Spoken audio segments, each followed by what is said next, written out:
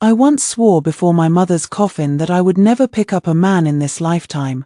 Whenever I encountered men who were severely injured, impoverished, or fleeing in hardship, I turned a blind eye to all of them. That Lu Mingwang, ragged in clothing yet extraordinary in demeanor, was clearly not to be touched. I let him be picked up by the stepsister who came after me. Later, Lu Mingwang stabbed me through with his sword, his eyes bloodshot as he roared in a low voice. Why didn't you save me back then? Whether to pick him up or not, I was truly enraged. After being reborn, I picked up every wild man by the roadside and brought them home.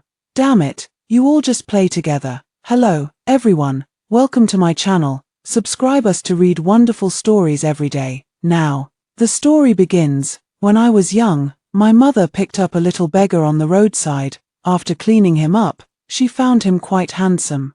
So she threw him into the minister's residence to work as a guard. When the border was in turmoil, the guard joined the army, and by the time he returned to the capital, he had become a general, with military achievements to his name. The young general sought to marry the minister Jiang's only daughter, which became a celebrated story. Later, the minister's residence was raided, and it was my father who personally led the troops to do it.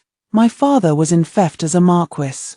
My mother cried until she went blind, and the Jiang residence was left with only my mother and me, the two outsider women, barely surviving. When I was 2 years old, my mother used a 3-foot white silk to join my grandparents in the afterlife. My father collapsed before my mother's coffin, his eyes bloodshot, and gently patted my head, whispering, "Yuan, my son, I will protect you for life." I, on the other hand, secretly vowed in my heart that in this lifetime, I would never pick up a man, especially not a man like my father. Everyone knows that the Marquis of Changping is deeply devoted to his deceased wife, yet his mansion is filled with concubines, each bearing some resemblance to Lady Jiang.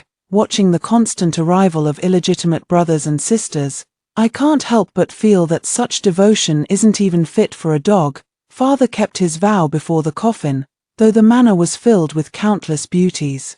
Not one ever took the position of the Marquis's wife, and no one dared to look down on me, the sole legitimate daughter of the household. I, too, kept my promise to mother. Whenever I encountered men who were severely injured, impoverished, or fleeing in hardship, I turned a blind eye to them all. That Lu Mingwang, ragged in attire yet extraordinary in bearing, was clearly not to be touched.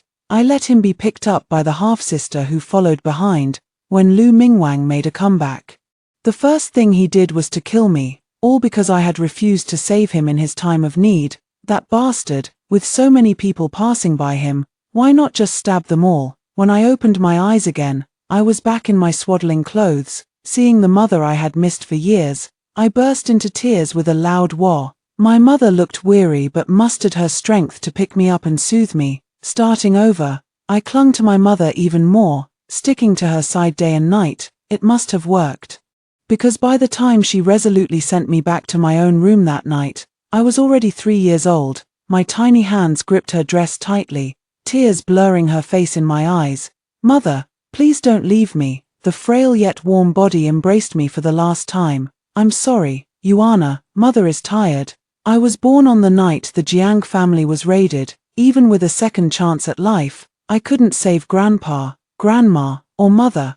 I hate it. Why wasn't it mother who was reborn instead? Even if she would never give birth to me again. When I encountered Lu Mingwang again, ragged and on the verge of death, I took him in the carriage to a courtyard in the outskirts.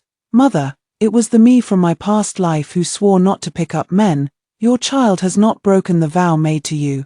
The maid said that Lu Mingwang had woken up and wanted to see me. I arrived at the side room where he was settled.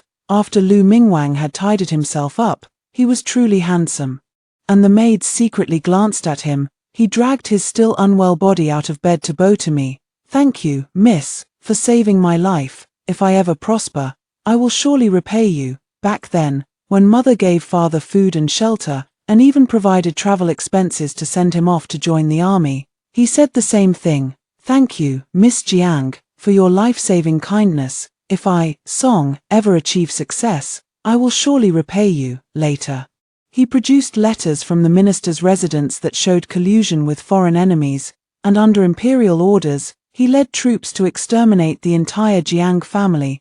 Grandpa and Grandma raised such a kind and virtuous mother, who even extended a helping hand to my father, a stranger she met by chance. I refuse to believe they harbored any rebellious intentions. I will personally get to the bottom of this. Looking at Lu Mingwang's serious expression, I chuckled lightly. Master Lu, please focus on recovering your health. After saying that, I turned and walked out. Lu Mingwang's deep, dark eyes were fixed on the hem of my robe, following me step by step as I walked out of the side room.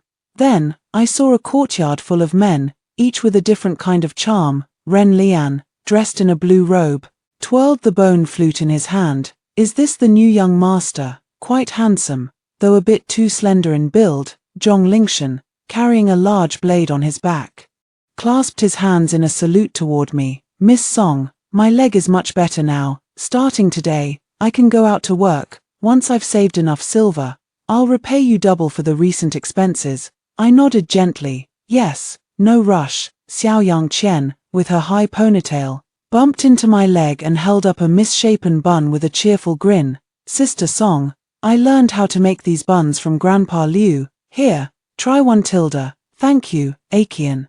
I took the bun and asked Kuiying to wrap it in a handkerchief. I just finished lunch. I'll take it back to eat later. Alright, of course, it's only right. Yuan Tian, dressed in pink with a stray lock of hair at her temple, chimed in. Miss Song not only came to our aid in times of danger but also considered young Master Yang's feelings. Truly, her compassion knows no bounds. Looking at the courtyard full of men, Lu Mingwang hesitated for a moment, his voice hoarse as he spoke. Miss Song, you saved a whole courtyard of men. Not exactly, I replied with a smile. I have 9 more courtyards just like this one. So what? My courtyard is big and spacious. Keeping dozens or even 100 men is no problem at all. On the way back to the mansion, I closed my eyes to rest, while Kuiying took out the steamed bun given by Yang Qian and slowly crumbled it apart. She worked meticulously, and only after half an hour did she wake me up. Miss, I found it. It's a strand of hair, rather than a piece. It's more like a grain, as small as an ant, clearly cut by human hands on purpose. The purpose, perhaps, was to prevent the person eating it from noticing. Kuiying wrapped the bun in a handkerchief and threw it out of the carriage. Miss, Ren Lian makes flutes from human bones. Zhong Lingshan makes a living by plunder. Yang Qian boils infants into porridge. And Yuan Tian drugs and rapes young boys. Kuiying was the person my mother chose for me while she was still alive, and she is also my confidant, so she knows many secrets. What do you want to ask, Lord Lu? It seems he has not committed any heinous crimes. I purchased 10 courtyards, named after the 10 heavenly stems, to house the men I picked up.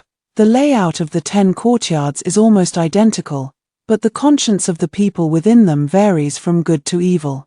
The courtyard where Lu Mingwang resides is the most vicious and ruthless of them all, the Gui courtyard. His ambitions are too great, yet he is bound by no moral constraints. Evil will surely arise in time. Kuiying, you've already forgotten how he beat you half to death and ran me through with a sword. Just because he holds immense power, he can find any excuse to make things difficult for me. Isn't that utterly wicked? Even I, the legitimate daughter of a marquis household, am treated this way. In his eyes, the common people of the world are probably even less than ants. Upon returning to the mansion, concubine Shen stumbled and fell before me, her cries heart-wrenching. Miss, my clumsy maid offended the marquis and has been confined for half a year. She already knows her mistake. Today is her coming-of-age ceremony, yet the marquis still refuses to lift her house arrest.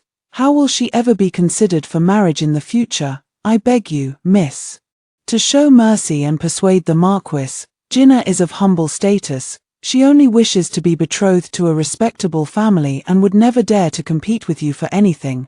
My half-sister Song Jin is 3 years younger than me.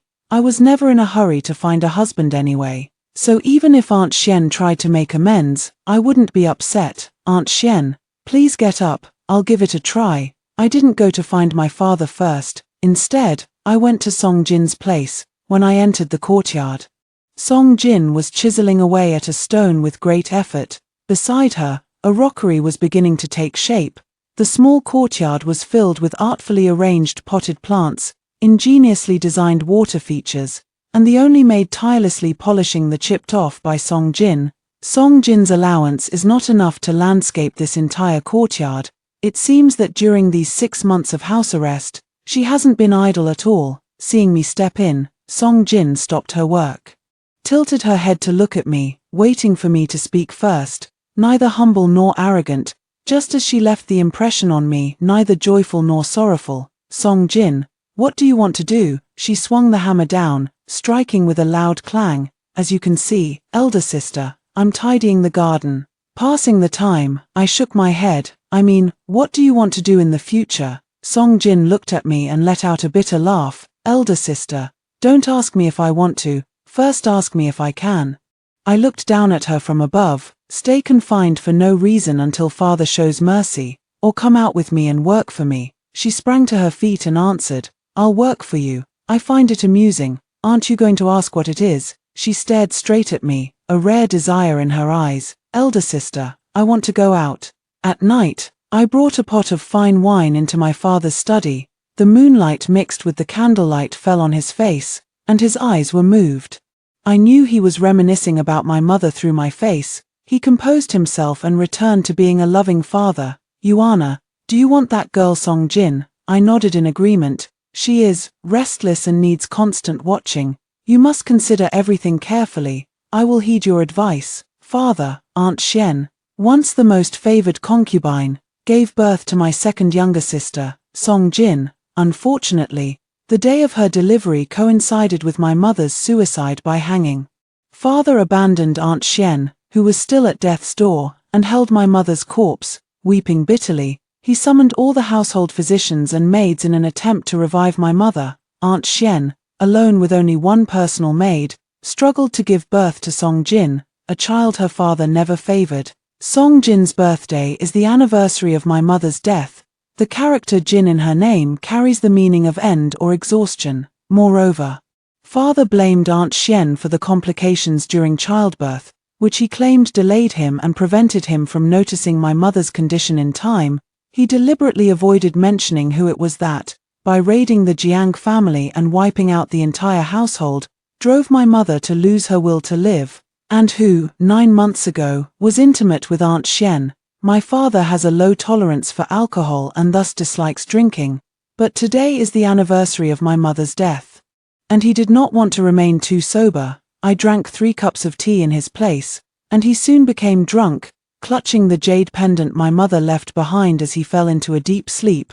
I quietly rose and began to search the study. In my previous life, on the 15th anniversary of my mother's passing, I found a poem and painting by Yuan Mao in my father's study, depicting his hometown. Yuan Mao, one of my grandfather's advisors, handed over the letter of collusion with the enemy from Minister Jiang to my father, thus sparing his own life. After the minister's residence was raided, he also disappeared without a trace. I painstakingly searched for his whereabouts, wanting to ask him where he had obtained the letter of collusion, in order to obtain this painting once more, which might lead me to Yuan Mao's hometown to find him.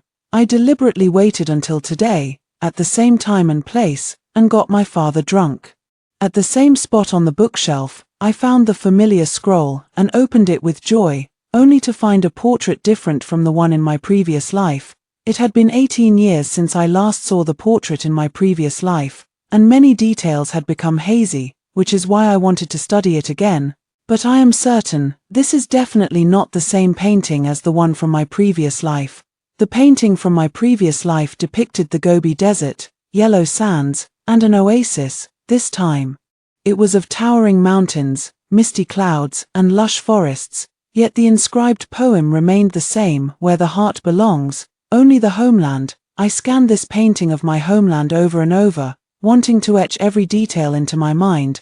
After calling a servant to care for my father, I returned to my own courtyard and, relying on memory, raced against time to copy that painting. I lay upside down on the couch, a brush propped between my nose and mouth, staring blankly at the drying replica painting. In my past life, ever since I got the painting of my hometown, I was pestered by Lu Mingwang for 2 years, until he stabbed me with his sword and sent me to this lifetime. I wonder what Song Jin was doing when Lu Mingwang killed me, speaking of which. Ever since she married the new Chancellor Lu Mingwang, it's as if she died in the backyard. I haven't heard a single update about her since. Such is the fate of a woman once she becomes a wife. The next day, I took Song Jin to the Gui courtyard. This is my second younger sister, and everyone in the Gui courtyard treated her with great courtesy. I informed everyone in the courtyard that from now on, Song Jin will manage the courtyard on my behalf, and they can consult her for any matters. He also told Song Jin to record every single income and expenditure in the courtyard in detail. Seeing me go out with Song Jin but return to the mansion alone, Aunt Xian began embroidering handkerchiefs and making fish soup for me every few days. Eyes filled with cautious probing, I don't know whether to laugh or cry. Aunt Xian, I've asked second sister to come back to the manor tomorrow. If you have any doubts, you can ask her yourself. Song Jin returned to the mansion for half a day, had lunch with Aunt Xian, and then went back to the Gui courtyard. Aunt Xian still wore a deeply troubled expression, as if lost in thought. I teased her. Aunt Xian, didn't you get an answer from second sister? Aunt Xian waved her handkerchief and complained. This girl, not a single complete sentence comes out of her mouth. She just said she's doing well, that she's happy, and told me not to ask too much, saying knowing too much isn't good for me. Raising this little girl was all for nothing. She complained with words, but a smile was on her face. Miss, thank you. It's good that Jinna can do what she loves. Whether she gets married or not isn't that important. Half a month later, I asked Song Jin about her experience in managing the courtyard. She presented the bill and spoke confidently. Everything was orderly and meticulously handled. But I want to see more than this. Song Jin, how are the people in the courtyard? She looked up at me, and in her eyes, I saw my own scrutiny reflected. She then spoke her mind directly. Zhong Lingshan, a reckless man, handed me 5 taels of silver in 10 days, which is truly suspicious. For ordinary people, earning 1 tael of silver in a month is already rare. Ren Lian, fond of painting, I've seen his work. It gives an inexplicable sense of oppression, which is also suspicious. Yang Qian, despite his young age, has an impure heart. Song Jin unconsciously pulled her chair closer, frowning as she continued. While calculating the expenses for the meals in the courtyard, I discovered something strange. There was a discrepancy between the amount of meat purchased and what we actually consumed. I ordered the secret guards left by my elder sister to investigate, and only then did I find out that Yang Qian had been cruelly killing cats, chopping them up, and mixing them into the meat to make buns and wontons for us to eat. At this point, Song Jin even retched a few times. No wonder the informant from the Gui courtyard reported that Song Jin hadn't been dining there for several days, and that Yuan Tian, I thought he was fond of flirting with young girls, but it turns out he's been seducing young boys. Those boys come from poor families, only 11 or 12 years old, with no ability to judge character, and they were tricked into seeking pleasure with him. After saying this, she gave me a look full of unspoken meaning. Elder sister, what kind of people have you been looking for? I smiled and instead of answering, asked, what about Lu Mingwang? How do you find him? In the previous life, Song Jin picked up Lu Mingwang, hid him, and nursed him back to health. After Lu Mingwang became the prime minister, he did not forget her kindness and offered her the position of his official wife. Given Song Jin's temperament, she could marry him. The two of them must have genuine affection for each other. His character seems fine. Or perhaps my eyes are too dull to see any flaws. I tapped my fingers lightly on the meticulously kept account book. Aunt Xian hopes for you to marry into an ordinary family as the legal wife. What do you think of him? If you are willing, I will make the match for the two of you. Song Jin blinked her eyes and said frankly, elder sister, half a month ago you asked me what I wanted to do. At that time, I thought of finding someone who favors me, just like how father treated his late wife. To have a deeply cherished child, just like you, elder sister, a hope I had never seen before shone in her eyes. If you ask me now what I want to do, then I want to see all aspects of the world and taste every flavor of life. I want to manage accounts, handle procurement, learn calligraphy and painting, travel to Jiangnan, wield a long spear, become a merchant. I want to try everything. I nodded with satisfaction and handed over the management of the 9 courtyards. Jiao, Yi, Bing, ding, wu, ji, gang, shin, rend to her. In just 3 days, she came to me with dark circles under her eyes and said, "Elder sister, I wish to rest." After Song Jin had adapted to her fulfilling days, I set out for Shu to seek Yuan Mao's homeland. Before parting, I gave her a word of advice. All 10 courtyards house those who received my aid in times of peril. You are my sister and the steward of these courtyards. Some of them may lack in virtue, but each has a special skill. If you wish to learn 1 or 2 crafts, they would likely be happy to teach you. Song Jin suddenly understood and immediately bowed to a down-and-out scholar in the Jiao courtyard. Taking him as her teacher, recalling her current situation, she hesitated and said, "Elder sister, it seems I don't have much free time anymore. Could you assign a steward to assist me?" I tapped her on the head. "If you want to slack off, train your own helpers."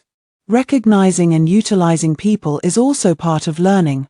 After giving instructions, Kui Ying and I changed into men's clothing and set off lightly equipped. We strolled at a leisurely pace, covering no more than 100 miles a day. Whenever we encountered down-and-out but talented men, we had to tend to their wounds, provide travel expenses, and write letters of recommendation for them to seek out Song Jin in the capital. This, of course, ended up delaying our schedule. After picking up 3 men and sending them off to the capital, Song Jin sent me a letter. "Thank you, elder sister, for your concern. I hope you'll focus on managing the estate diligently, and even while traveling, you haven't forgotten to give your little sister more challenges." Based on the 3 letters of introduction and the places where she picked people up, she calculated my direction of travel and pace, and this letter happened to arrive at the inn where I was staying. "It seems that the learning has been quite effective," I wrote back to her. "Want to pick, love to pick, and will keep picking." The land of Shu is rich in mountains and rivers, its scenery vastly different from that of the capital. Kui Ying and I traversed mountains and crossed ridges. Comparing the replicated map of Yuan Mao's hometown while admiring the unique landscapes and local culture, when the season of orioles singing in the emerald willows and egrets soaring into the azure sky arrived, we stepped into a village that felt both unfamiliar and familiar. Standing at the village entrance, I held the replicated hometown map and compared it with the scenery before my eyes. "Alike, so alike," Kui Ying and I exclaimed in unison. "Kui Ying, let's go into the village and ask about Yuan Mao." Kui Ying was the male alias for Kui Ying. As for me, I reversed my own name, Song Liyuan, and came up with Li Song Yuan. "Who might you be looking for, miss?" A sudden voice sounded behind us. Kui Ying and I turned around to see a man in a blue cloth robe carrying a bamboo basket, emanating the faint scent of medicinal herbs. We both jumped in fright. His eye sockets were sunken, and his eyelids were turned outward. Within the 2 sockets were pinkish white flesh, not eyeballs. This person had no eyes, which frightened Kui Ying. I, on the other hand, was startled by his face. I had seen him before, in my previous life, on the wanted poster displayed in my father's study. In that previous life, he had eyes.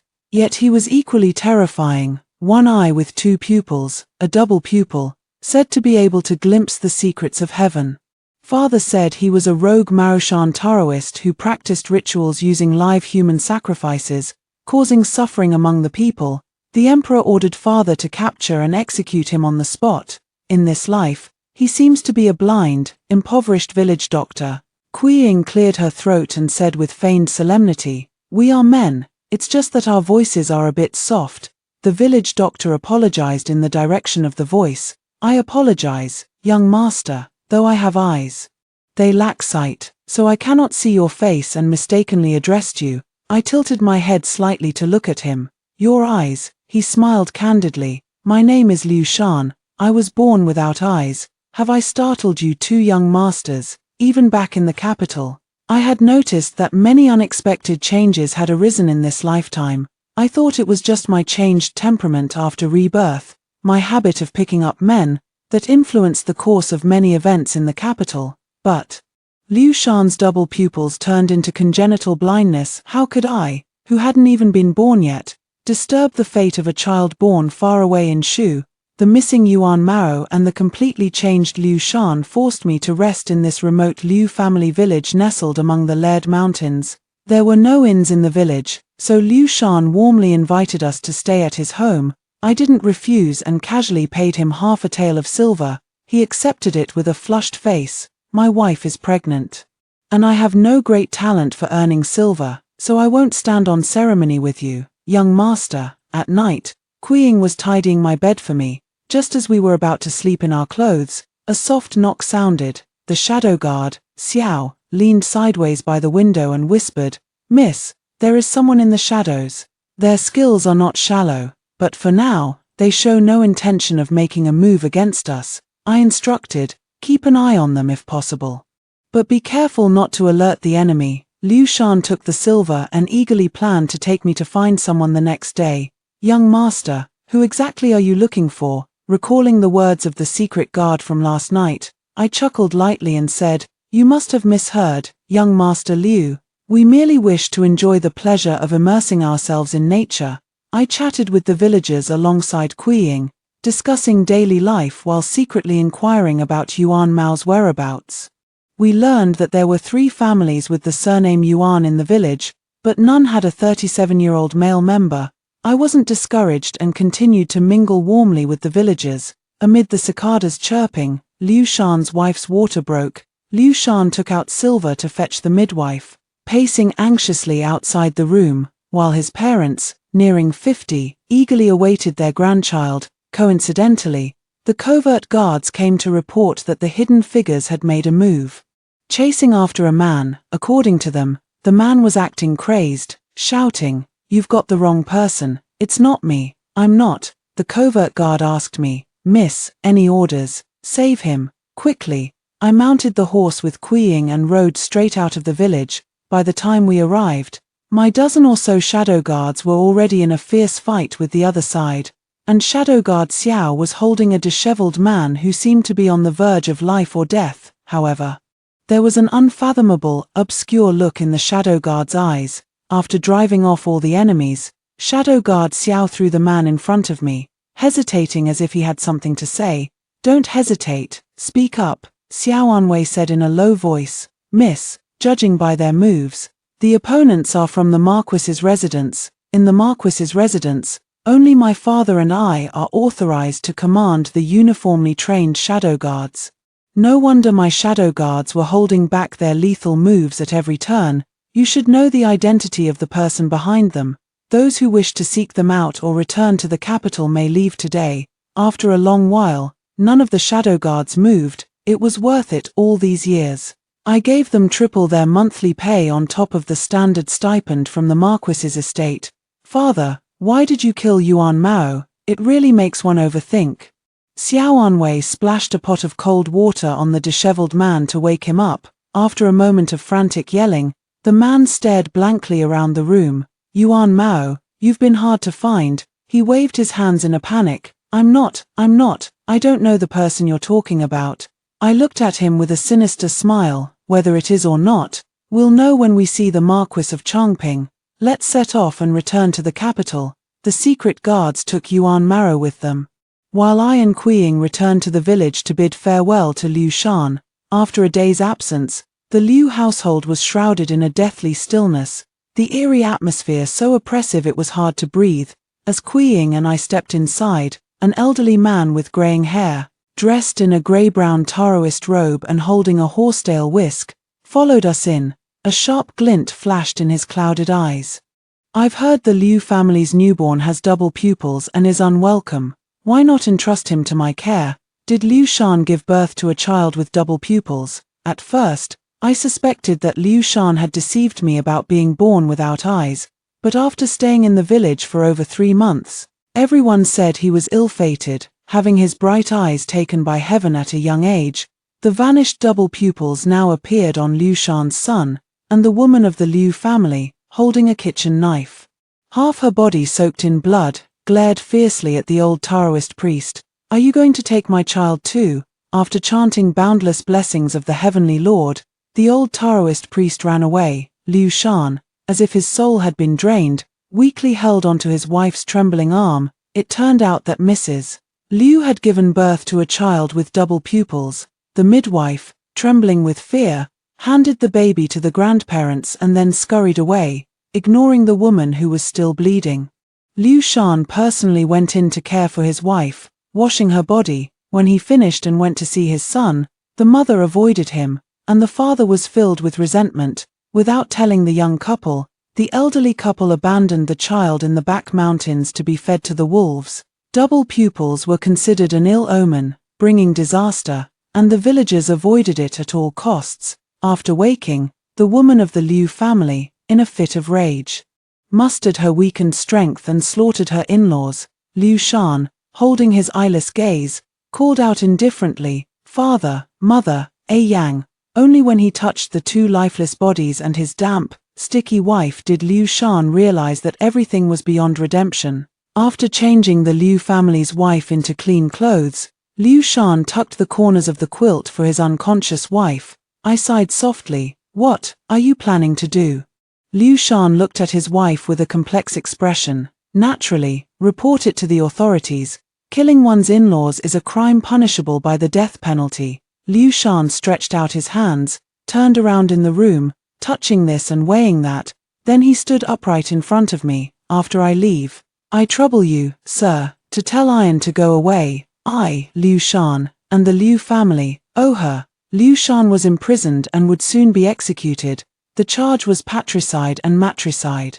I sent my covert guards to search for that double-pupiled person in the back mountains, but found nothing. After waking up, Yang learned that Liu Shan had taken the blame for her and said fiercely, "My son, in exchange for 3 lives of the Liu family, it's not a loss." Carrying her baggage, she kowtowed 3 times in the direction of the government office, then left without looking back. On the rammed earth where she had knelt, traces of muddy tears remained.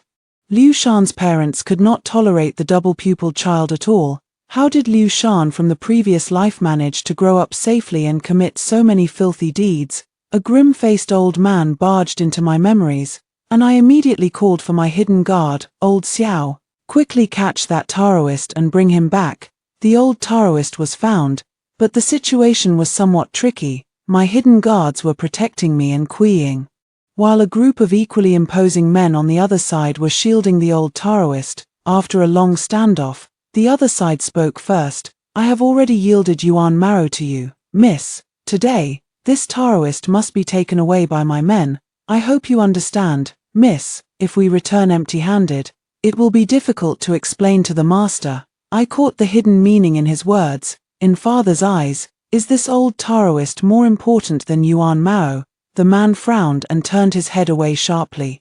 "Miss, please do not make this difficult for us." "Very well," I said, tucking my hands into my sleeves as I paced. "I never intended to take the old Taoist with me. I only wish to ask him a few questions. Hand him over to me, and I will return him to you safe and sound in half an hour." My father's shadow guard hesitated for a moment, tightening his grip on the long sword in his hand. Xiao Anwei pointed his sword directly at the opponent without the slightest fear. "Forget it." The old Taoist, who had been stroking his beard and yawning, was pushed forward by my father's secret guard. Suddenly, his legs stiffened, trembling and unwilling to move. "Miss, I'll hand him over to you. Could you let Kuiying stay with me for a moment? Otherwise, I won't feel at ease." Xiao Anwei grabbed the old Taoist by the collar and dragged him into the woods, with me following closely behind the two of them. My father's hidden guards surrounded Kuiying, their eyes fixed straight ahead, making her scalp tingle and feel as if sitting on pins and needles. In the dense forest, Guard Xiao seized the old Taoist by both arms, and I slowly approached him. "Old Taoist, what do you want with the double pupil?" The old Taoist whistled nonchalantly, completely ignoring me. I drew the sword from Xiao Anwei's hand and placed it against the Taoist's neck. The Taoist's eyes were panicked, his words stumbling. You said you'd let me go back." In one piece, I gently pulled the blade, drawing a red line across the Taoist's neck. Don't, forget they still have your people in their hands." I remained silent, only increasing the pressure in my hand. The old Taoist ached with numbness but dared not move an inch. A streak of crimson dripped from the sword tip onto the old Taoist's boot. Finally, he gasped weakly, "Stop, I'll talk, I'll tell you everything." The old Taoist was a rogue Marushan practitioner, The Marushan Taoists have long been renowned for their purity. Some self-proclaimed Taoists, who did not receive the orthodox Marushan teachings, have acted recklessly under the Marushan banner, earning the label Wild Marushan. The old Taoist gathered all manner of corrupt individuals, learning nothing but techniques that harm nature and morality. According to him, the double-pupiled one is a natural-born wild Marushan. He can observe the principles of heaven above and probe the realm of ghosts below. And when it comes to performing self-serving spells at others' expense, he is exceptionally adept. 20 years ago, he had already divined that a double-pupiled one would be born in this place. He stayed in Liujia village for 3 years but found nothing. Not long ago, the omen foretelling the arrival of the double-pupiled child appeared once again. He rushed impatiently to Liu village, only to arrive a step too late. The child had already been abandoned to the jaws of wild wolves. Refusing to give up, he searched all over the back mountain until he was caught by my father's hidden guards. Did you really not find the double-pupiled child? The old Taoist rubbed his simply bandaged, still bleeding neck and waved his hands dismissively. Naturally, it's true, the old Taoist, can hardly protect myself. Where could I have hidden that swaddled child? He chuckled darkly. You may wish him dead, but I would be overjoyed if he lived, to inherit my... Xiao the guard shot him a piercing glare, and the old Taoist fell silent. I bit my knuckle lightly, pondered for a moment, then asked him, do you know the art of rebirth? The old Taoist exclaimed in surprise. How did you know? He rarely became serious. I know. That is a technique only those with double pupils can perform. I, an ordinary mortal, have spent half my life without mastering even an inch of it. I pressed further. How is it performed? The old Taoist stroked his beard proudly. To put it in detail, since you two are not from the mystical arts, it would be hard for you to grasp. To put it briefly, 1,000 living sacrifices in exchange for one person's return to the cycle of rebirth. I exchanged the old Taoist priest for Kuiying, as soon as he fell into the hands of the enemy's covert guards. The old priest pointed at his cloth-wrapped neck and wailed, fellow practitioners, that young Taoist broke his promise and nearly sent this old one to the afterlife. The hidden guard kicked him. Enough talk, just keep him alive. Hurry up and follow us back to the capital. As they took the old Taoist away, Xiao the hidden guard asked me, Miss, shall we also take Yuan Maro back to the capital? I watched the old Taoist's receding figure and waved my hand dismissively. Bring Yuan Maro over.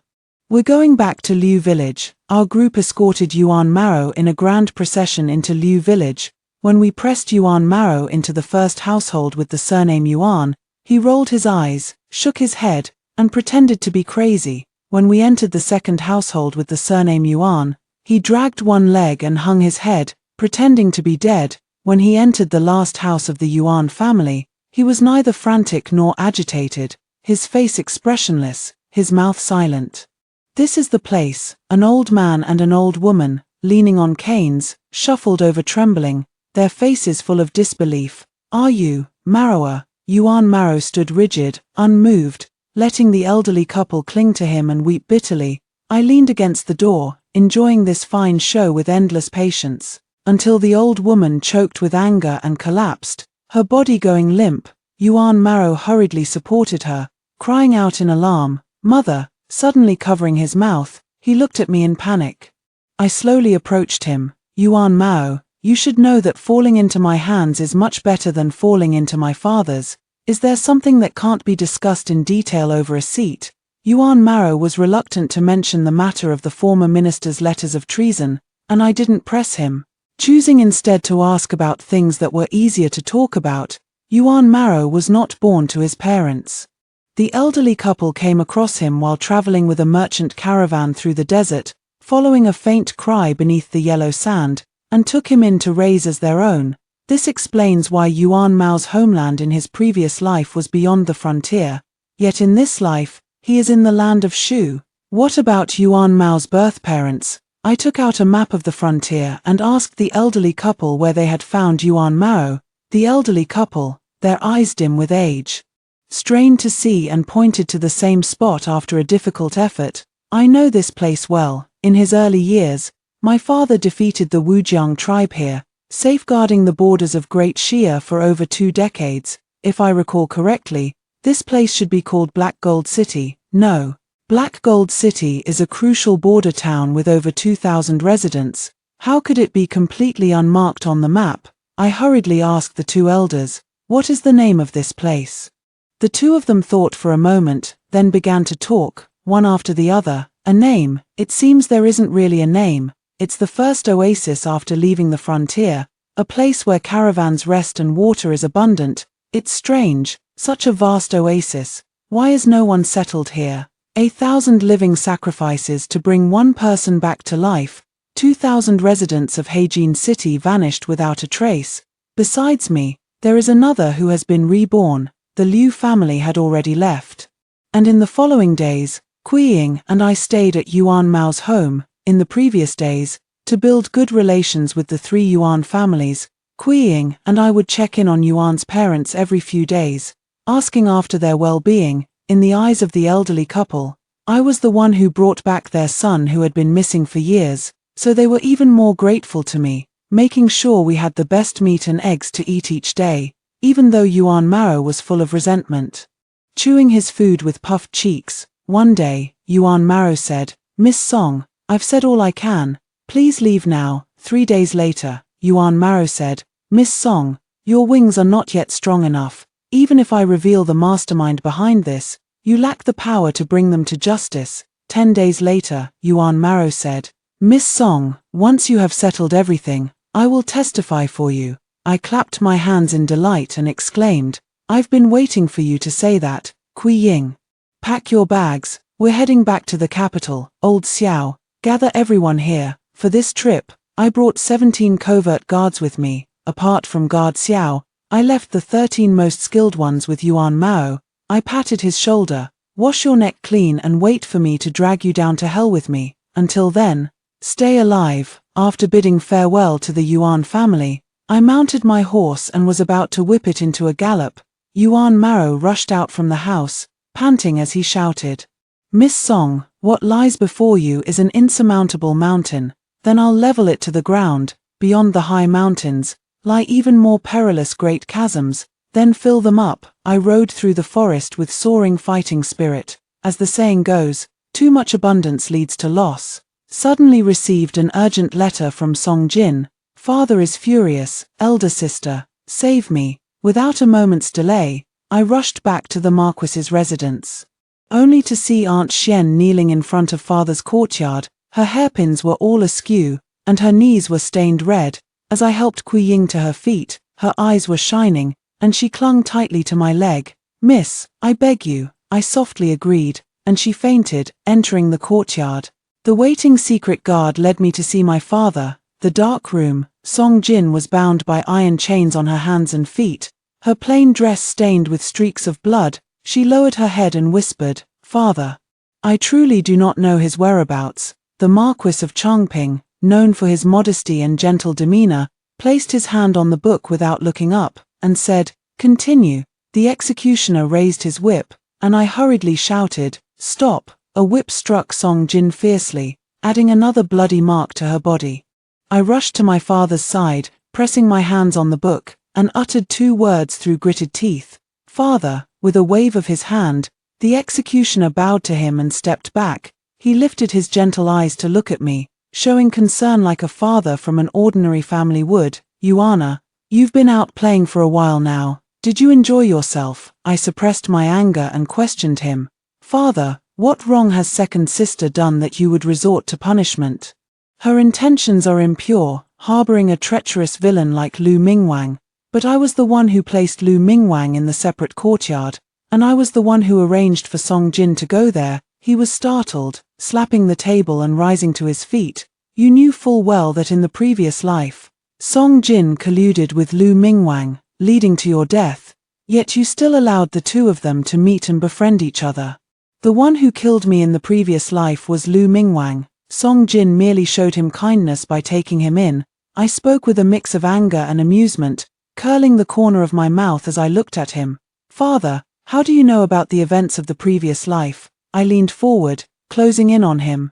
2,000 civilians died in Heijin City. The other reborn person is you. isn't it?" He sank deeply into his chair, letting go of most of his tension.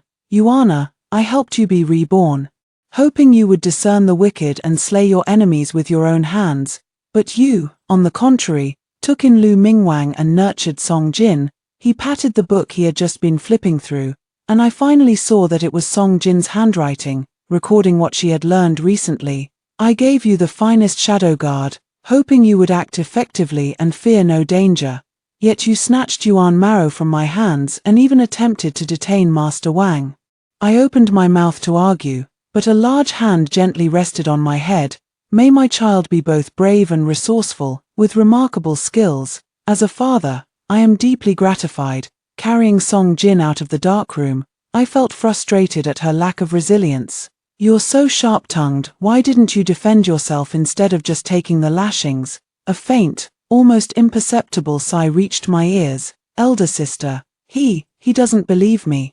After summoning the house physician to treat Song Jin, Lady Xian struggled to rise, her gaze lingering on her daughter for a moment before she could bear it no longer and wiped away her tears. There was no further use for me there, so I quietly stepped out and closed the door behind me, recalling my father's words in the darkroom. "Yuana, do not resent your father. In the matter of the Jiang residence, I had no choice. To protect you and your mother, I exhausted every means at my disposal. Your mother understood. Despite her unwillingness, she remained by my side. That is the proof. If I didn't know about the Black Gold City incident, and wasn't aware that he had also been reborn, I might have believed this explanation, but I don't believe it. I don't believe anyone forced him to slaughter 2,000 innocent people in Black Gold City. Was it truly to help me be reborn, or was it to eliminate Yuan Maro and my parents who held leverage over him, by simply massacring the entire city? He came back again, still killing his grandparents and indirectly causing his mother's death. In his heart, I am important, and so is his mother, but power is important, and status is even more so. Yuan Maro hinted at it, and his father gave him another reminder. I roughly caught a glimpse of the colossal figure behind my father, the former Crown Prince Rang, possessing both the virtue of benevolence and the bearing of a ruler. My grandfather was his teacher, my grandmother was his aunt. And the Jiang family were undoubtedly close ministers to the Crown Prince. Minister Jiang was accused of colluding with the enemy, rumored to have been instigated by Crown Prince Rang, which led the late emperor to depose the Crown Prince and appoint Prince Chang instead, who is the current emperor. The great chasm behind the mountain, my greatest enemy, is the emperor. Only after Song Jin had recovered from her injuries did I learn the recent details. Ren Lian sold a calligraphy and painting for a high price, making Zhong Lingshan jealous, who then cornered Lian in a dark alley on a rainy night. The next day, Zhong Lingshan did not return, and Ren Lian acquired a new bone flute. Yuan Tian had long admired Lian and secretly placed substances from the pleasure quarters into Lian's food, causing his death by dismemberment. Yang Qian stumbled upon Lian's demise, but Tian's desire remained strong. He captured Qian intending to continue. Qian pretended to agree, waiting for the moment when Tianqing's fervor peaked, then sealed his throat with a hairpin. Qian prepared the meal, and both he and Tian presented it to Lu Mingwang. Lu was pleased and accepted it, but upon picking up a piece of hip bone, he noticed remnants of flesh still attached, exuding a rich aroma, identical to that of his own kin whom he had consumed. Enraged, Lu killed Qian on the spot in the courtyard. Absolutely brilliant. The Gui courtyard had truly become a courtyard of ghosts. Lu Mingwang, as expected of someone who became a chancellor in just 3 years in his previous life, was the last survivor of the Gui courtyard. It's just a pity that he caught wind of the plan and escaped before my father could lead his men into the Gui courtyard. Song Jin came to handle the mess at Gui court, but unfortunately, she was caught by father, who thought she had secretly sheltered Lu Mingwang and helped him escape. Just as she had in her previous life, to prevent the tragedy of my miserable death at Lu Mingwang's hands from repeating, father interrogated Song Jin, intending to personally eliminate Lu Mingwang once and for all. Before being imprisoned, Song Jin sent an urgent message to me through a trusted aide, asking me to return and save her. Now, with Aunt Xian personally taking care of her, Song Jin has recovered extremely quickly. once again showing her former vibrant spirit. Song Jin. If I had not sent you out of the mansion to engage in business and face the world, you would not have suffered this unwarranted disaster. Do you regret it? Her eyes bright and resolute, she declared firmly, even without cause, disaster still struck. I should all the more walk firmly in this world. To gain the ability to protect myself, I have left again, this time, having entrusted most of my wealth and personnel to Song Jin. And after telling my father of my wish to indulge in the beauty of nature, I departed with only Kui Ying, Xiao the guard, and a dozen trusted followers. The borderlands are filled with swirling yellow sand, yet it cannot obscure the purity and kindness in people's hearts. Days spent drinking and feasting with the herdsmen, sharing milk and meat, were filled with immense joy. Yuan Maro fled to the desert with his parents, often engaging in earnest debates with me, arguing until our faces turned red. I refuted each of his points one by one, never once at a disadvantage. After we had our fill of debate, he sighed deeply and said, "You are so much like Lord Jiang." But I had never met Grandpa. He and Grandma had passed away before I was born. Realizing he had misspoken, he said with a hesitant and apologetic tone, "Sorry, it was my fault that he came to harm." When the northern barbarians invaded, my covert guards gathered the herders of our dynasty and trained them into a makeshift home guard, which repeatedly repelled the foreign enemies. The home guard grew increasingly powerful and became renowned among the barbarian tribes, who eventually assembled a large army to besiege our forces in the desert. When water was exhausted and provisions ran out, a miraculous army suddenly launched an attack, relieving our predicament. The young man leading them was exceptionally graceful, possessing a talent that seemed heaven-sent. With just one glance, I knew he was the one I had been waiting for all this time. I picked up another man, and he told me his name was Li Xingxia. He is very different from other men. He saved me when I was isolated and helpless. In theory, he did me a great favor. One could say he picked me up. We looked at each other and felt mutual affection. He said his army could not easily enter the capital, so he accompanied me alone back to my hometown. I brought him openly into the Marquis's residence and confessed to my father, I will marry him. My father exhausted all his means, testing his literary talent and examining his martial skills, both of which were of the highest caliber. It's just a pity that his family background is lacking. He is but an orphan from the desert.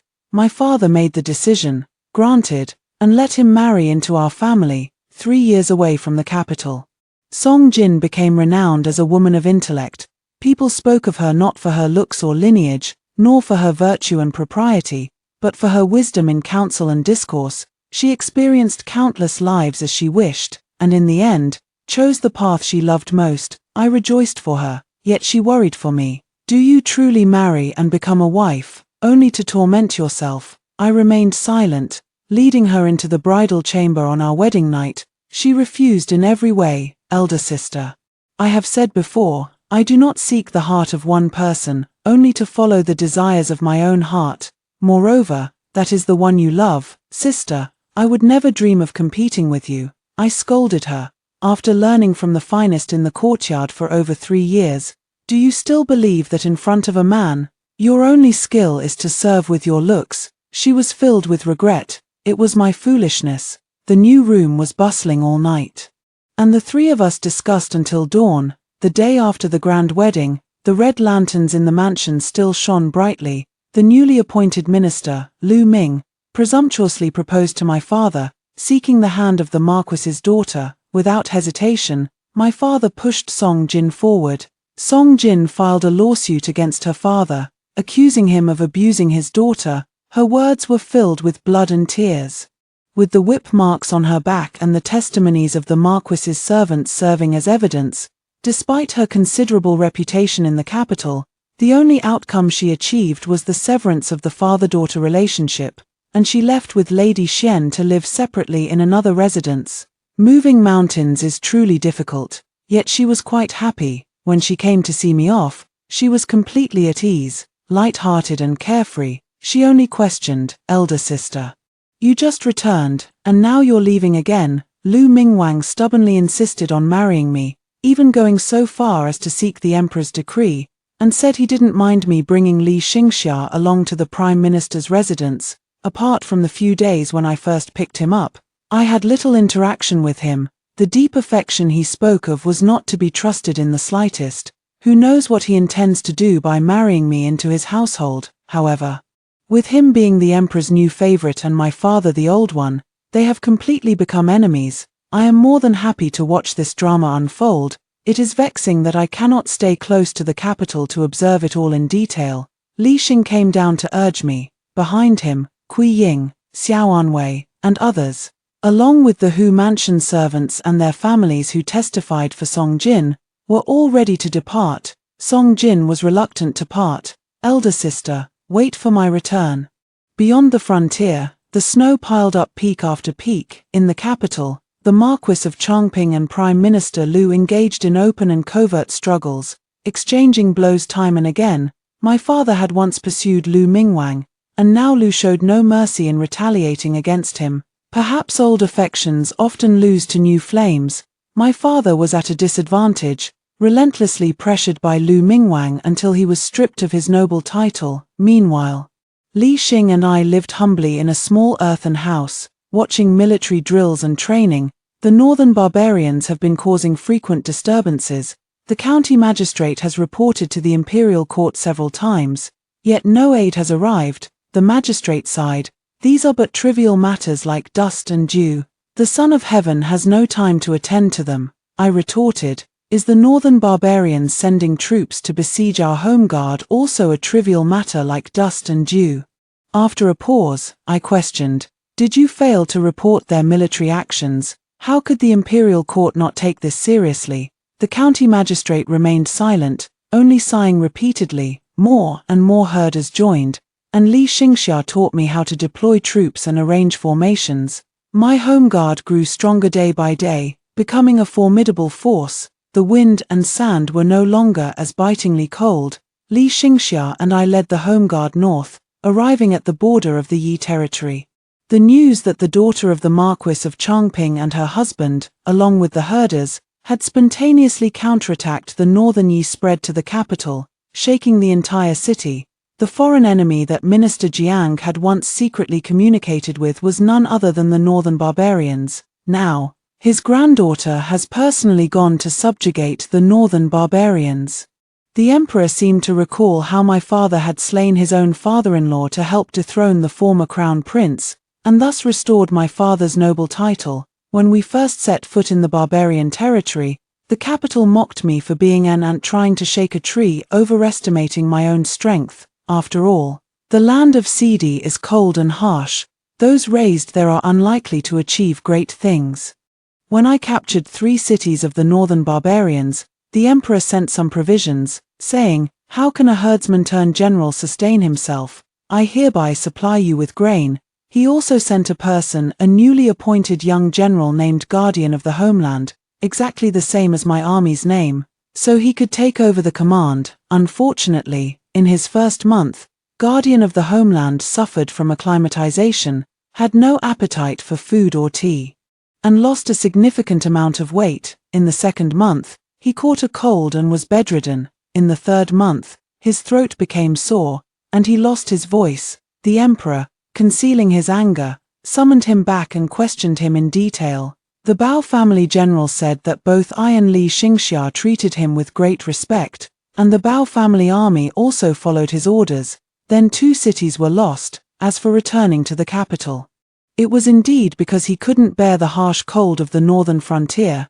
If he stayed any longer, he might have died for his country. The emperor scolded him angrily, and then, from the capital, appointed Li Xingxia of the northern frontier as the guardian of the north.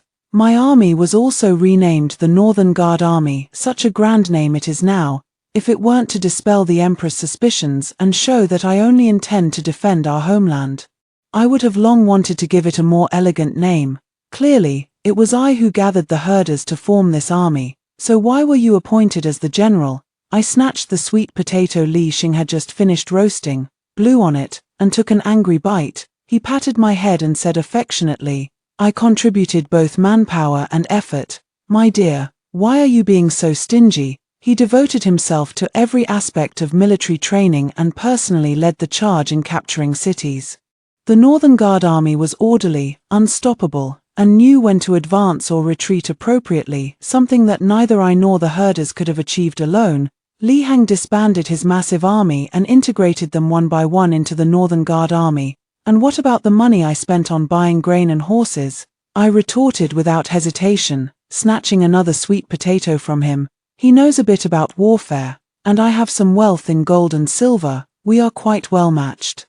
After the Guardian General returned to the capital, the Emperor did not send anyone else to take command of my army. Among all the notable military commanders in the court and beyond, aside from my father, all had connections with the former crown prince, whom the Emperor did not wish to employ. As for my father, he's even more unreliable. Who knows what kind of surprise we, father and daughter, might bring him from the frontier. The Emperor summoned Li Xingxia back to the capital. To which he replied, "Chancellor Lu covets my wife, I dare not return." The Emperor arranged a marriage for Lu Mingwang, ordering him to wed quickly, and then summoned Li Xingxia again. The imperial decree and Song Jin's letter arrived almost at the same time. Song Jin's message contained only 2 words, "Do not return." So Li Xing and I set aside the imperial decree, gathered our forces, and prepared to attack another city. Soon, a new decree arrived, instructing Li Xing to press forward without hesitation and crush the barbarians. It was Song Jin in the capital who maneuvered to stir up the fervor for war, advocating for the punishment of foreign tribes and the expansion of our territory. She did an excellent job. Lu Mingwang was dead drunk on his wedding night, crying out my name, and the news spread throughout the capital. Lu Mingwang, having finally climbed to that position, could not tolerate Li Xingxia returning to the capital to challenge him. The Emperor was furious with Lu Mingwang for causing chaos, so Lu Mingwang offered the Emperor a plan. A letter arrived from the capital. "Marquis Changping is critically ill." I hurried back to the capital, leaving Li Xing to guard the army. The tightly closed gates of the Marquis's residence could not conceal the lifeless atmosphere within. Most of my father's concubines had been sent away by Song Jin through various means, leaving only my weary father and a few of his trusted followers in the vast estate. As Kui Ying and I stepped into the courtyard, the gate was shut behind us, and the sound of orderly, heavy footsteps echoed from outside. I've heard this sound many times. It's the army. By His Majesty's decree, the Marquis is gravely ill. The young lady is to stay at the Marquis's residence to keep him company. I looked at my father. Though he no longer had his former glory, he showed no sign of illness. He rarely smiled, but he did so as he joined me for dinner. The kitchen was short on hands, so he personally cooked 2 bowls of sour noodle soup. I learned this in the northern frontier when I was young. You must have had plenty of it over the years up there. Try it and see how mine is different. Before I could say a word, he continued on his own. Back when I was appointed general and returned to the capital, I cooked a bowl of this very noodle soup for your mother. She said it was refreshing and exceptionally delicious. I remained silent for a long moment before speaking. "Father, it's February now. The harsh winter has not yet passed. The warm spring has yet to arrive. How can we speak of the scorching summer?" He merely paused briefly, then continued eating his noodles, devouring them voraciously. The cold made him shiver and cough incessantly. I patted his back for him and waited until his coughing subsided, then placed both hands on his shoulders. "Father, as the esteemed Marquis of Changping, to be confined to your own residence, can you truly be at peace with it?" He replied heavily, "Yuana, your father misses your mother." Li Xingxia captured the northern barbarian capital, beheading the enemy leader beneath the city walls. The imperial court was shaken. The emperor urgently enfeoffed Li Xingxia as the Marquis of Northern Pacification, rewarding him with gold, silver, and beautiful concubines. Li Xingxia returned to the capital to receive his title. He went to the palace and returned with a title and a mansion, eagerly coming to fetch me. I asked him, "What about the military command of the northern garrison?" Beaming with joy, he couldn't hide his pride. I handed it over to His Majesty. "Don't worry, my lady. I understand the principle of not overshadowing the sovereign with one's achievements." I was so angry that I hit and punched him. He took it all and even held my hand in return.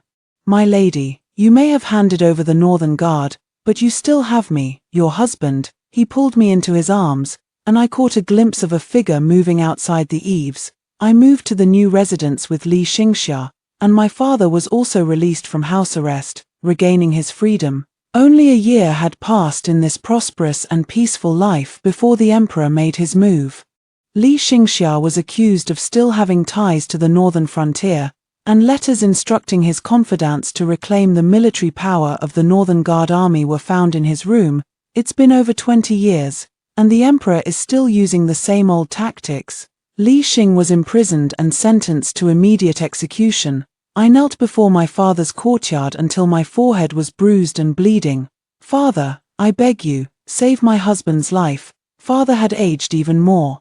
He struggled to help me to my feet. He said he begged His Majesty to release me and spare my life. "Yuana, once the storm passes, I will find you a good marriage." I touched my slightly swollen belly and said hoarsely, "Father, I am carrying his child." Father's eyelashes veiled his eyes, and I couldn't discern his emotions. "It's all right, Yuana." On the day Li Xingxia was escorted to the execution ground, his wife, heavy with child, wept bitterly below, her cries shaking the heavens as she sobbed uncontrollably. Then, a long arrow deflected the executioner's blade just as it was about to descend. Li Xingxia's soldiers had arrived. It's not my Northern Guard army, but the massive force he has painstakingly built over decades. When the emperor accuses you of rebellion, you'd better actually be rebelling.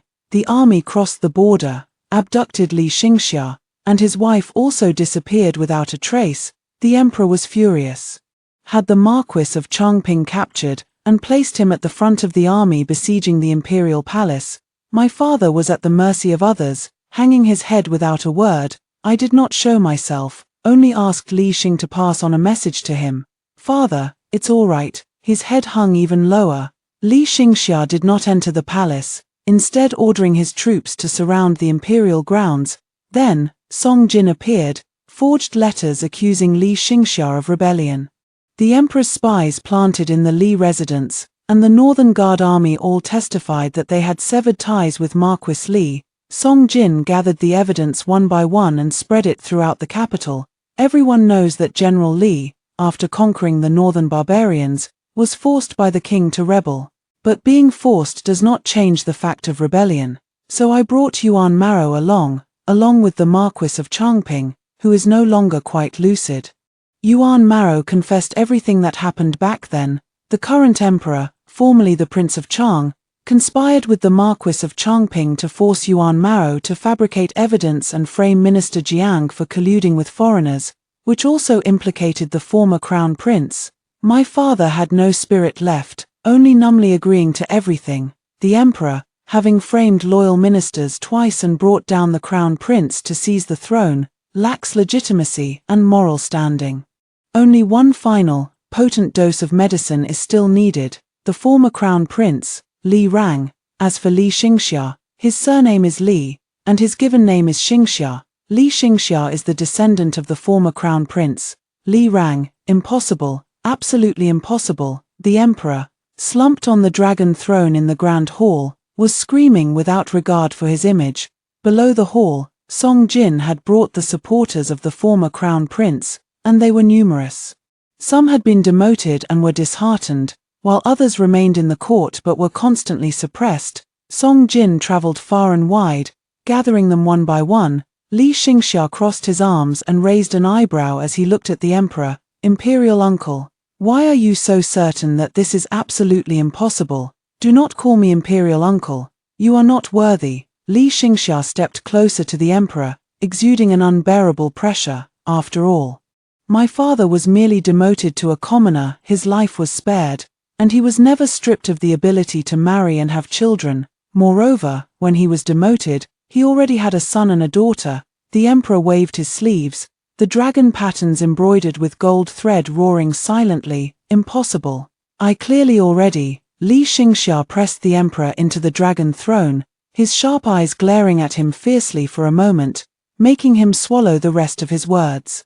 And then he chuckled softly. "Imperial uncle, be cautious with your words. If the emperor were to seize the throne by such means and then harm his own brothers and nephews, his already precarious authority would completely vanish. The emperor abdicated in favor of Li Xingxia and voluntarily requested exile to the borderlands. Li Xingxia said that this imperial uncle had once assassinated the entire family of the deposed crown prince, who had been reduced to commoner status, sparing only him.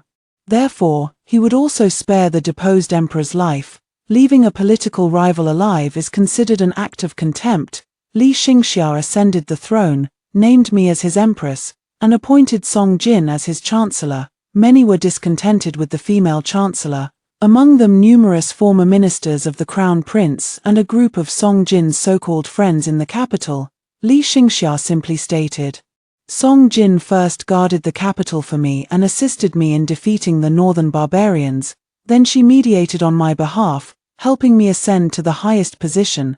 Who has greater merit than her, may recommend themselves as chancellor." Li Xingxia asked me, what should be done with Yuan Mao? During those years in the desert, he knew that Yuan Mao and I had exchanged views and discussions, and had begun to form a bond of friendship despite the age difference. I did not know how to decide, so I simply left it to Li Xingxia to handle it himself. Under those circumstances, both the crown prince Rang and my grandfather could hardly protect themselves, and Yuan Mao, a mere advisor, was coerced into giving false testimony. Even if it wasn't him, it would have been someone else. Li Xing agreed, but said, "There is one person you must deal with yourself." Inside the prison, iron bars separated the opulent from the desolate. Outside was me, inside was my father. The last time I saw Yuan Mao was at the execution ground. Li Xingxia said he had intended to spare Yuan Mao, to let him go far away and live out the rest of his life. Yuan Mao asked to be put to death, only begging me to take care of his parents. Upon hearing this news, I went to see him in prison. I asked him, "Back then, my father didn't even find your family, he only threatened your life, and you agreed to work for him. You must have valued your life greatly, so why, today? Do you want to be an upright man?" Yuan Mao drained his cup of wine and smiled with a touch of melancholy. "Song Xiao, Her Majesty the Empress, didn't you say it yourself? Back then, he couldn't find my parents, I found them, but I wouldn't use an elderly couple on the brink of death as leverage." Yuan Mao, "You have underestimated me far too much." "Nonsense, it's not that I look down upon you. Madam," he lamented with a bitter sigh, "it's that I look down upon myself. If he lives, he will surely be destitute and scorned by all, and his poor elderly parents will have to suffer along with him. If he dies, I will treat his parents with the utmost kindness. Last time, he fought for his own survival. This time, he marches to his death for his parents." On the execution ground, I wore a veil and was supported by Kuiying below the platform, seeing Yuan Mao off on his final journey. The executioner drank wine heartily and sprayed it on the blade. Yuan Mao sang loudly, "The stormy chess game ends with pieces overturned, black and white alike vanish into nothingness. If I had died a prisoner then, perhaps I'd have earned half a line in history. Ask not of right or wrong beneath the springs. The mortal world exists between being and nothingness." My father has been in high spirits lately, whether confined in the imperial prison or under house arrest in a narrow courtyard. He always appears full of vitality. He looked as if he would endure any hardship just to keep his life. I don't understand, how could a man who sacrificed his own wife for power and dominance live without shame and still find joy? I couldn't bear it and decided to make him suffer the anger I felt. In a dilapidated courtyard, shrouded in spiderwebs and untouched by birds, we faced each other in silence. "This is the courtyard where I have imprisoned him. Father, do you know where this is?" With a gentle expression, he even managed to force a smile. "I do not know. Wherever the Empress tells me to live, I shall live. Father, this is the Jiang residence. You lived here for over 3 years when you served as the courtyard guard." I pointed to a nearby withered stump. "That's the locust tree you planted with your own hands when you secretly admired Mother.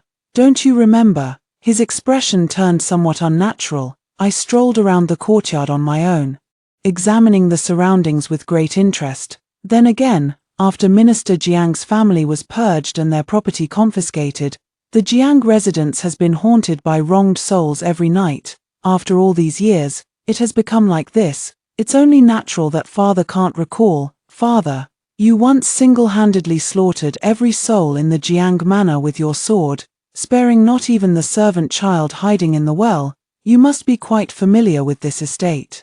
Shall I take you for a stroll, father, to help you reminisce? My father's face turned deathly pale, his expression utterly defeated. Feeling much better, I flicked my sleeve and turned to leave, but accidentally stepped on a half-rotted branch. Stumbling slightly, my father quickly steadied me, staring at my noticeably large abdomen, and said urgently, "Your Majesty, be careful with the dragon air." What was that expression on his face? Joy, hope. So that's how it is.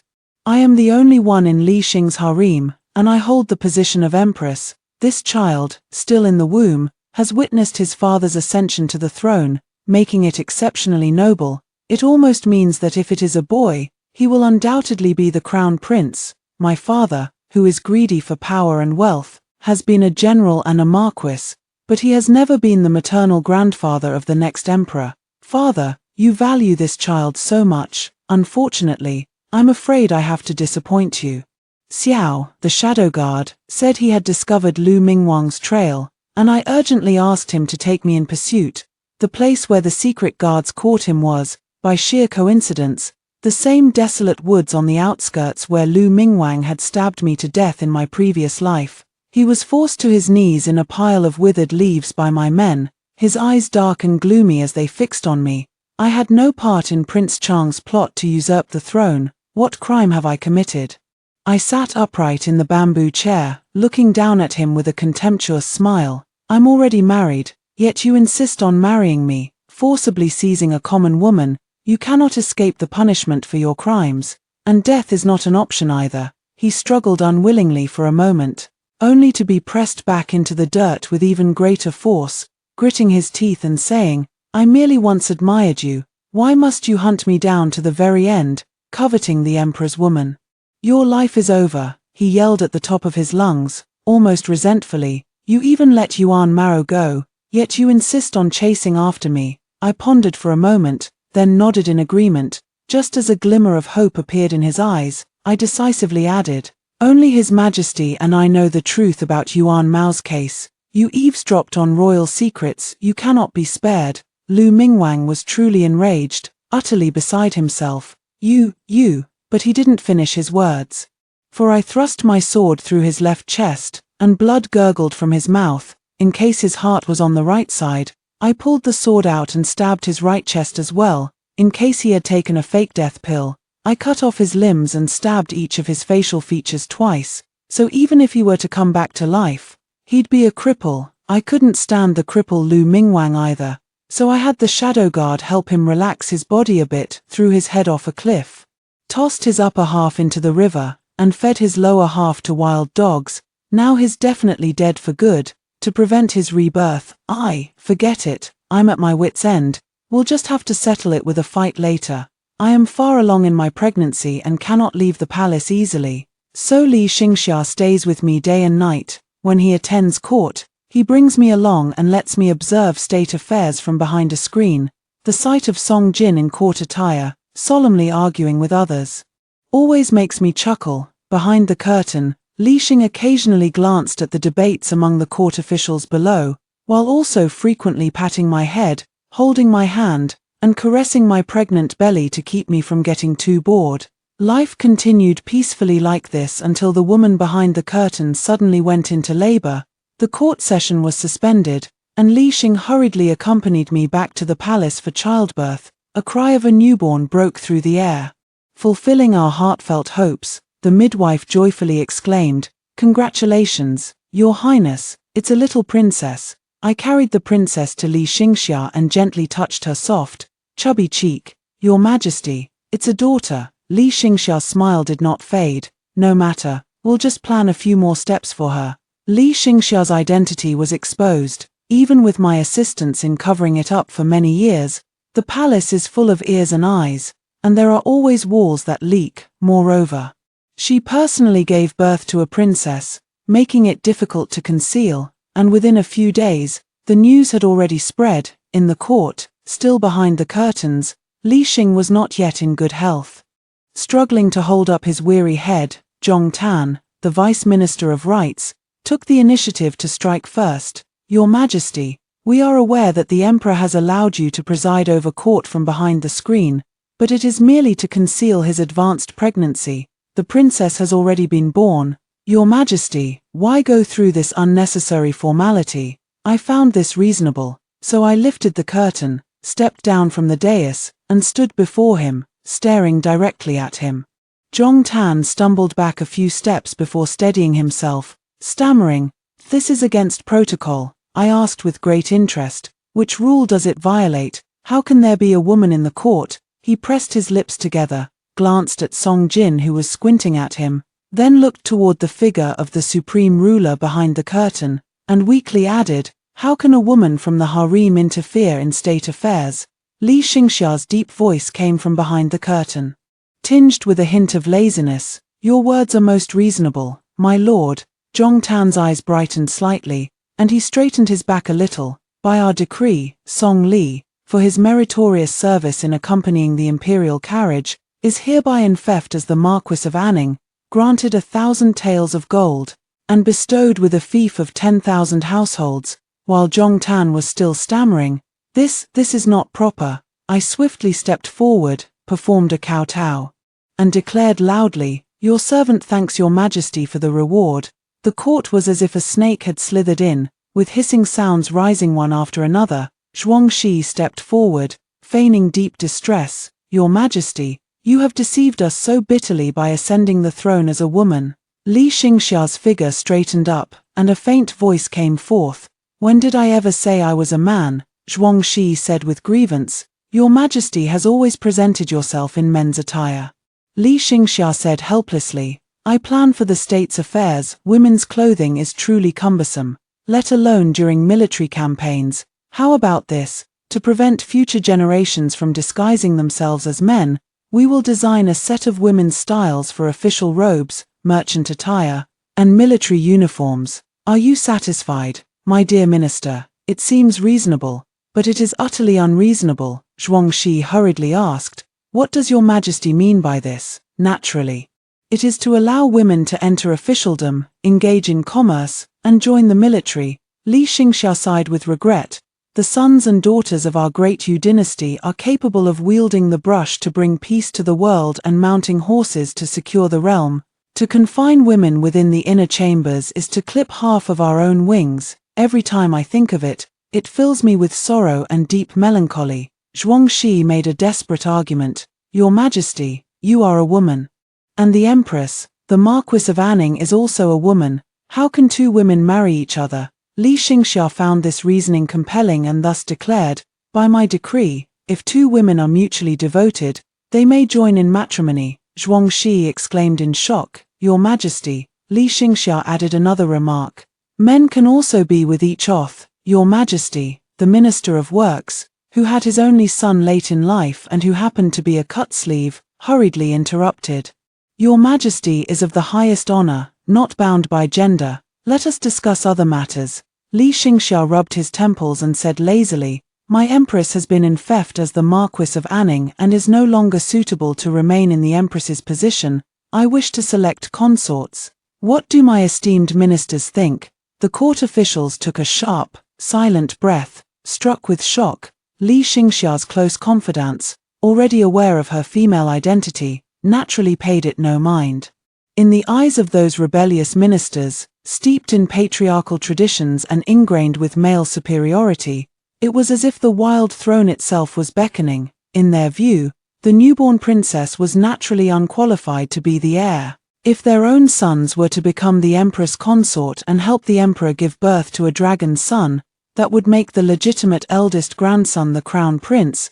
The emperor openly invited schemes to seize power. Who wouldn't be tempted? In the court, officials vied to submit memorials, each promoting their own sons and grandsons. Some of the younger courtiers even offered themselves to share the emperor's bed, but Li Xingxia politely declined. In the desolate and deathly silent Changping Marquis mansion, my father sat idly in the courtyard. He had nothing left: power, the Marquis title, the dream of his grandson ascending the throne, all shattered together. Clutching at his last shred of hope, he looked at my flat abdomen and murmured, "Yuan er." You are still weak after childbirth. Why aren't you resting properly? I scoffed. Father, His Majesty is capable of bearing a princess himself. Why should I overstep and take on his role? The last glimmer of light in his eyes faded, and he muttered the same words over and over again. Yuana, I miss your mother. The new emperor opened the selection of consorts widely, allowing all eligible young men to participate. Families dressed their sons and grandsons in flamboyant attire. Vying desperately to send them into the palace, nobles flocked to my residence, wearing down the doorstep, eager to inquire about Li Xingxia's preferences in their thirst for talent. I repeatedly mentioned that His Majesty has no fondness for women, preferring the company of men instead. Otherwise, why would he have fathered a princess himself, and why would he dismiss me from the palace the moment he resumed his female form? Yet those people refused to believe it. Song Jin curled the corners of her lips upward and teased me. Elder sister, the civil and military officials who come to your residence far outnumber those at mine. I punched her lightly. Minister Song, remember your official decorum. Don't hang around with a laid-back marquis like me. I have no interest in meddling in court politics, nor did I ask Li Xing for any official position.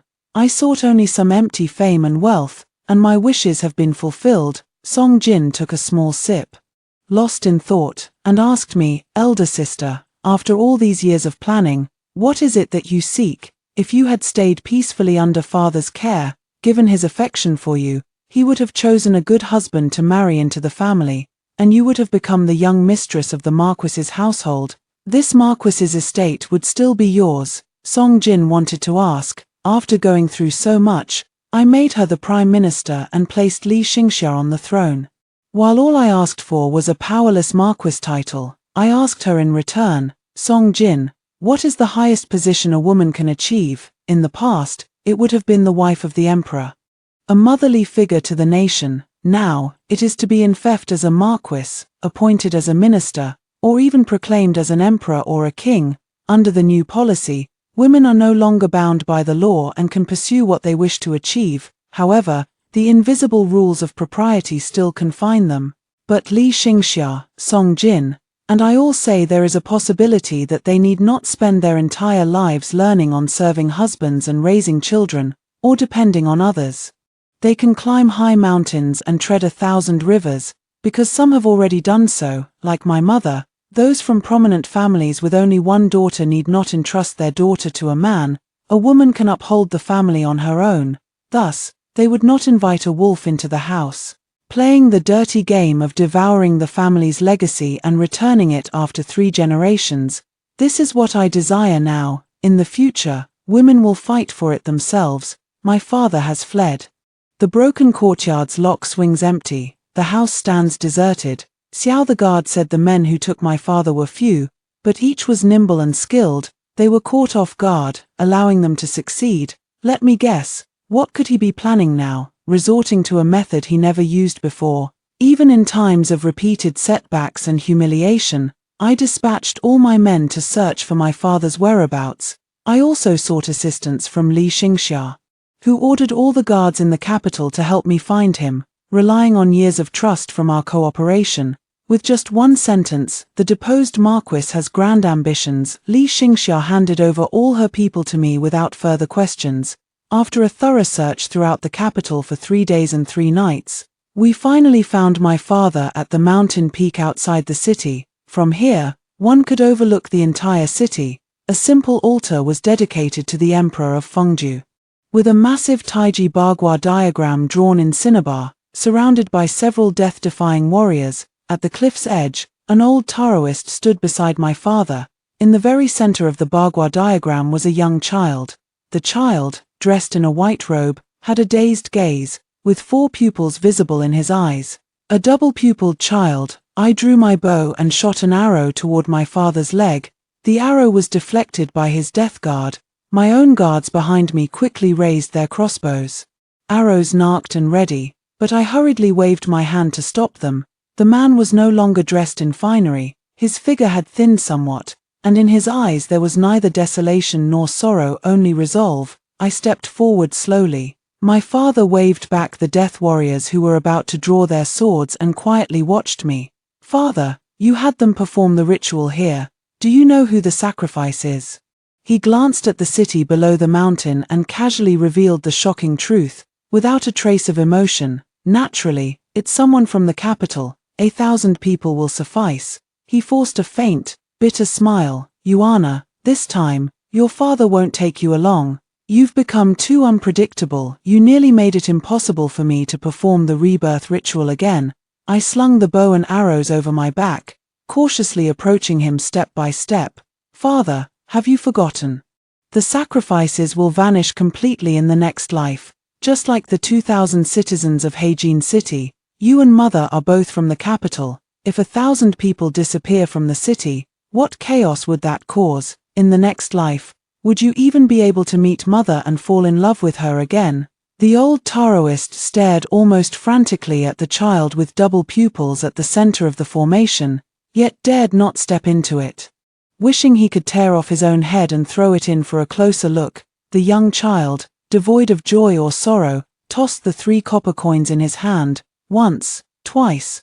My father pointed his sword at me. Black Gold City vanished, yet Yuan Mao survived, helping me forge letters once more. But some things, it seems, cannot be changed. Yuana, don't come any closer. It is indeed so. In truth, having been given a second chance, I repeatedly told my mother as soon as I could speak.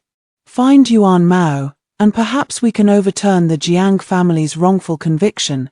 Even if we couldn't find him, having this hope would give her something to live for. At the age of 3, my mother eavesdropped outside the study and overheard my father and his confidant discussing that Yuan Mao had already died. That night, a mother and daughter parted ways forever, and a sorrowful daughter saw her parents one last time. I do not know whether the news of Yuan Mao's faked death in the previous life was ever revealed, but just like in that life, my mother died, and my father obtained the double pupil eyes, seeking rebirth. If my mother had lived, my father would not have gone to such lengths to perform the rebirth ritual, and the thread of causality would have snapped. So, the moment I was reborn, I was destined to be unable to save my mother. The double-pupiled one tossed the copper coins a few more times. Father's eyes were filled with hope, stubbornness, and determination. No matter how many times I start over, the main events will not change. I will marry A Yi again, and then you will be born, I sobbed. But Mother might hang herself again, leave us once more. He was moved for only a moment before resolve clouded his eyes again. Yuana, do you know, the time from when I returned victorious and asked for your mother's hand in marriage, up until we wed and had you, was the happiest period of my life. Your father just wishes to live those days once more, even if it means turning against a loved one or one's own flesh and blood. It is a price worth paying. The double-pupiled child cried out in a childish voice. Father, the auspicious time has arrived. Father, wasn't Liu Shan dead? My father replied to him, Tonga, do not forget the agreement with your father. The double-pupiled youth bowed slightly. As you command, Father, my dear father. You really do enjoy playing father to everyone everywhere. I suddenly lunged forward, an arrow clutched tightly in my hand behind my back. But father withdrew his long sword and drew a blade across his own neck. I hastily threw aside the arrow and caught him as he fell, his blood staining both lapels of his robe. His lips moved in agony, but I didn't hear a single word. I had 100 ways to kill him earlier, yet I insisted on keeping him, imprisoning him, tormenting him. Was it revenge? Or reluctance to let go? I can't seem to remember anymore. The death guard stood ready for battle, tightly shielding the double-pupiled one behind them. The young child waved a black banner taller than himself, speaking words that summoned his father's ethereal form to rise from the corpse and hover above the banner. The spirit, masterless and bewildered, was drawn again and again to rush toward the double-pupiled one.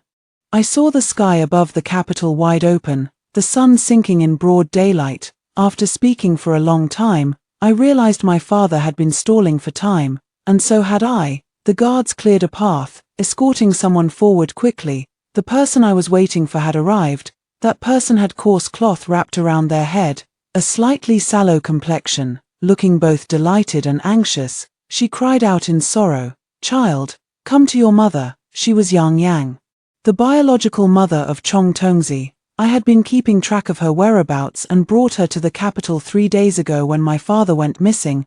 I ordered the guards to confront the assassins with full force and retrieve Chong Tongzi. Swords clashed, but Yang Yang ignored everything and rushed forward. The assassins paid no heed to who stood before them, slashing their blades at her. I drew my bow and shot at the double-pupiled man. But the death warrior swiftly turned to deflect the arrow, giving Yang Yang the chance to slip into the 8 trigrams formation. "You country bumpkin, ruining my plans," the old Taoist glared furiously, raising his peachwood sword to attack Yang Yang. I shot an arrow into his thigh. The death warrior was there to protect the double-pupiled man, not to care about the old Taoist's life or death. The old Taoist priest tumbled to the ground, clutching his thigh and howling in pain. Yet he still shouted at Chong Tongzi, "Good disciple, quickly perform the ritual, use everyone here as the sacrifice." I shot another arrow, hitting the old Taoist priest in the right chest. He stared in shock at the arrow in his chest, took a deep breath, but what he exhaled was wet, scalding hot blood. Having lived 2 lives and committed countless evil arms of her hurried father. Before she could even begin to explain her proud creation, her father scolded her harshly. "A daughter's place is not in daily disguise and improper conduct. Go kneel in the hall and reflect on your behavior." Her father had never used such harsh words as misconduct to describe her, nor had he ever roughly stripped off her outer garments to tear and ravage them. Extremely wronged, she wiped her tears and fled, not hearing the fierce argument between her father and Mr. Wang behind her.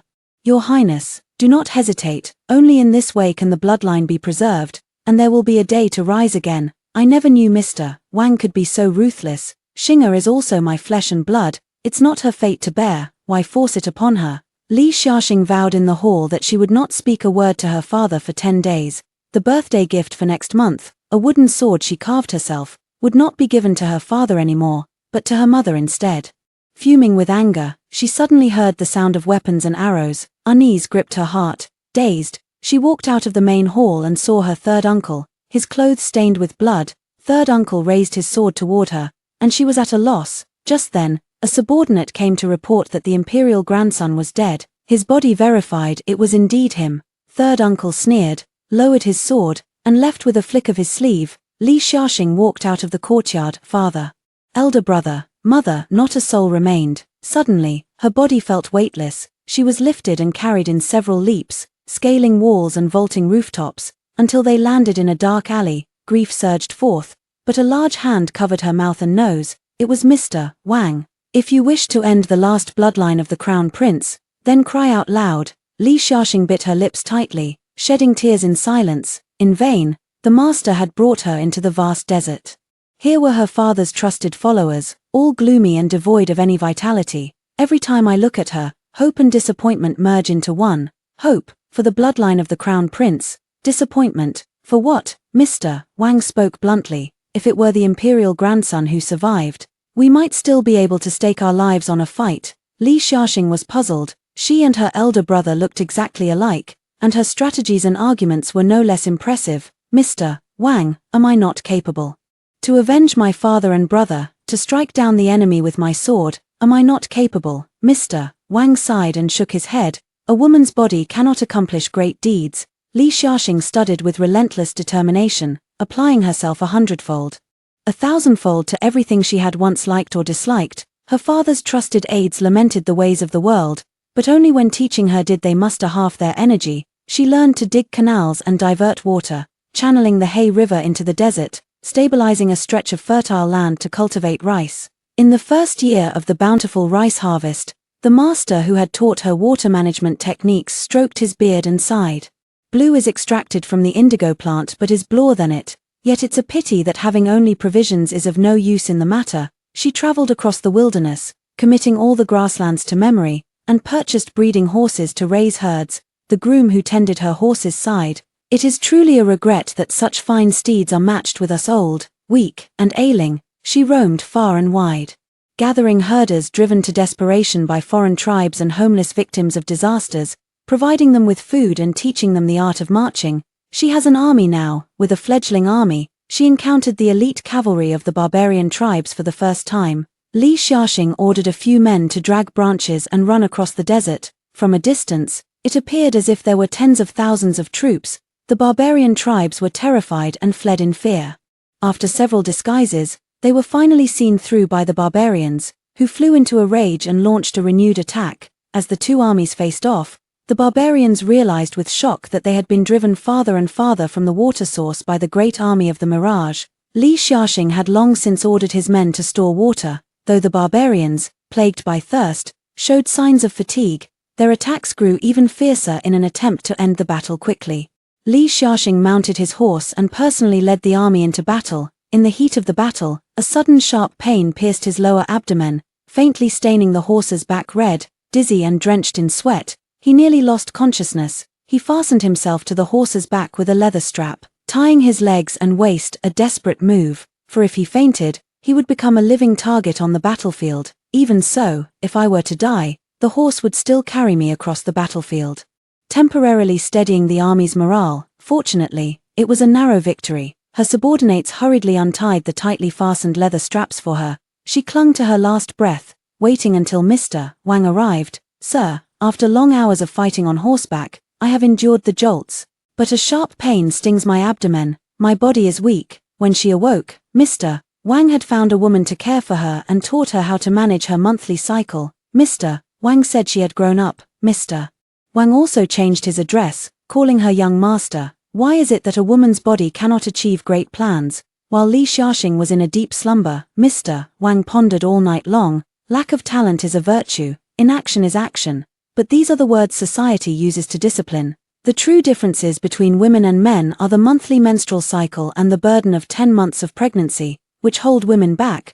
But their young master, despite her first menstruation, still defeated the enemy, a feat even men would find difficult. Her determination to sacrifice herself for the army, all for a single victory, is one in a million. The young master brought new hope. Under the young master's leadership, their influence grew ever stronger. It bred complacency and impulsiveness. A subordinate general, after drinking, let slip military secrets to the ears of an imperial inspector. That night, the fledgling enterprise suffered heavy losses. Mr.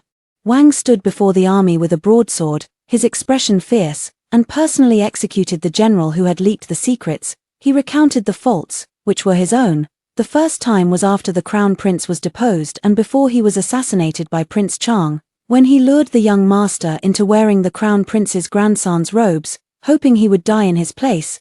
This act was a grave disloyalty, unworthy of the master who had sacrificed himself before the army.